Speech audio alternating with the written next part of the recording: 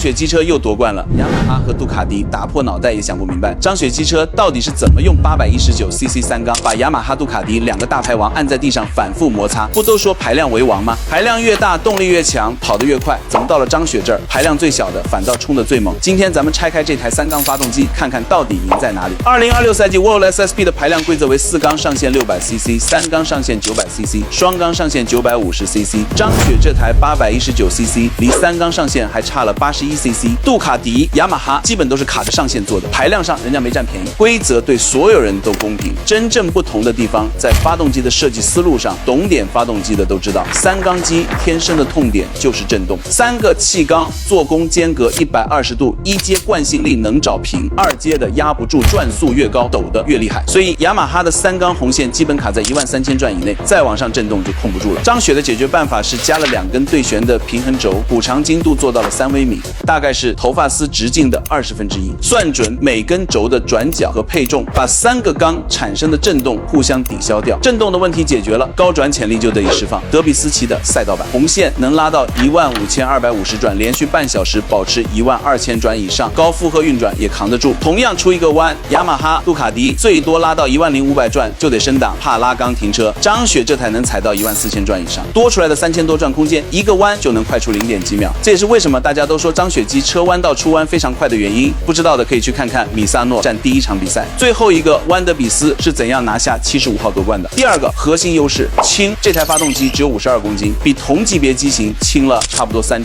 气门用的是钛铝合金，单支就轻了10克多，还能扛850度的高温，连杆直接上了钛合金材质，算下来整机推重比到了0.86匹每公斤。玩摩托的都懂，车轻1公斤，单圈就能快0.1到0.2秒。张雪820整车比杜卡迪轻5公斤左右，比雅马哈轻8公斤，这个差距在连续弯道和重刹的时候特别明显。还有个容易被忽略的细节，点火顺序，它用的是120度等间隔点，火曲轴3个缸，每隔120度点一次火，做工没有重叠，也没有空档。双缸机间隔180度，中间有动力空窗。4缸虽然也连续，但低转扭矩没3缸这么集中。这个特性放到赛道上，就是出弯给油的瞬间，扭矩说来就来，不窜也不迟，车手控油门特别准，尤其是轮胎快到抓地极限的时候，容错率极高，很多时候夺冠就靠这0点几秒的容错率。捷克站第2回合最后一圈16号弯，我印象特别深刻，德比斯和雅马哈61号坎昂库并排入弯，61号率先油门全开，结果后轮直接打滑，只能收油。另一边德比斯油门开度没变，稳稳当当就出了弯，顺势完成超车冲线。其实最能说明问题的还是德比斯本人，没加入张雪车队之前，整个职业生涯也就拿过2次分站冠军，换了这台车之后3个月拿了6个冠军。同一个车手成绩差出这么多，说明人没问题，是车真的强。我觉得这件事最有分量的地方，从来不是拿了几个冠军。过去几十年，高端摩托发动机技术一直攥在日系和欧系厂商手里，杜卡迪的 L 型双缸，雅马哈的十字曲轴，各家都有自己的技术护城河。国产想挤进去，要么买技术，要么逆向研发，很难拿出真正原创的东西。张雪这台3缸机有17项核心专利，从曲轴设计到材料应用，再到震动控制，走了一条和现有方案都不一样的路，前后研发砸了7000多万，取之于民，用之于民。张雪820售价43800，0-100加速2.81秒，极速能到280公里。同性能的进口车，价格至少是3倍。杜卡迪 Panigale V2 国内卖20多万，雅马哈 R9 也要14万起步。以前总有人说中国制造只能靠性价比打中低端，高端大牌没有国产的位置。但现在我们能在 WSBK 这种级别的赛场上靠技术正面赢过那些100年老牌，这种实打实的技术突破，比卖多少台车都提气。不是国产做不出好东西，